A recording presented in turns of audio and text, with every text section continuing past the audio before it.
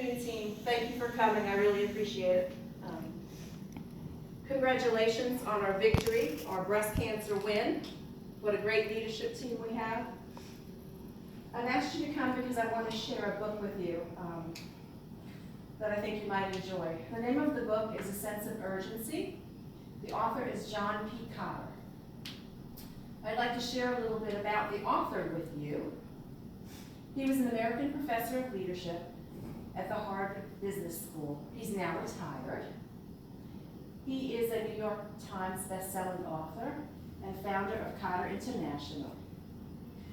John Cotter actually wrote 16 books, 12 of which were bestsellers, and 6 also won awards or other honors. He is well known in the industry for his works in business, leadership, and change. He was born in 1947, and he is just very well respected for his knowledge of creating change. These are some of the books that he wrote. Leading Change was a real big one. The Heart of Change, Our Iceberg is Melting. What was the author's purpose when he wrote these books? What's it all about? The author initially gave leadership 8 steps to bring lasting change to organizations from his one book that was famous called Leading Change. He identified that most organizations failed to hardwire change. Change would happen, but they couldn't keep it. It would fall off. 70% of those change efforts failed. And usually, the author identified the reason the change failed and didn't prevail was because it was related to a lack of a sense of urgency.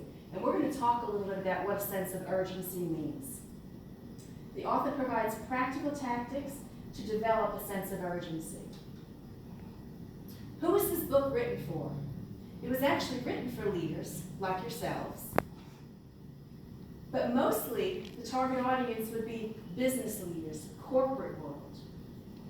I wanted to see from a healthcare perspective what the author had to say. The author said that real urgency is an asset because it must be created and recreated. There's a very significant difference between urgency and complacency. Urgency is required for change. When you're compassionate about something, you're going to have energy, cooperation. You'll be able to move towards that end goal. Complacency, however, you may achieve success, but you're not going to be able to maintain it. You're just going to be content with the status quo. You're not going to push further, push harder.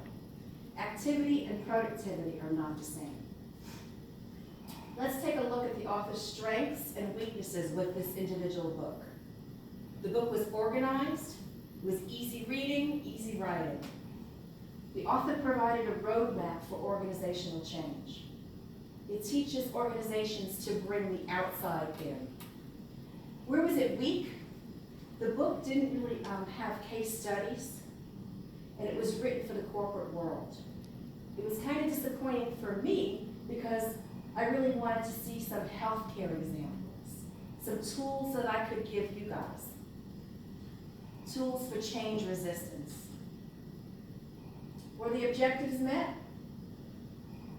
Does the author answer the question, what's the biggest error people make when dealing with change? The author teaches the reader what it means to have urgency, and he clarifies urgency and complacency. I think this is really important. There's a very big difference to have urgency. Urgency is not running around like your hair is on fire. It's not running from one meeting to the next. Urgency is having a vision and having a plan to meet the goal. For healthcare, evidence-based leadership is really important. We need to have urgency from the bedside nurse to the boardroom. And that's kind of what I was hoping the book was going to be able to show us. I recommend the book to anyone looking to learn how to initiate change. I was a little bit disappointed that it didn't really have more of a healthcare plan to it. But Leaders today have to have innovation, and they have to know that change is constant. So from that angle, I think the author's on point. He does teach the leaders to remove the naysayers. He calls them no-nos. Any questions?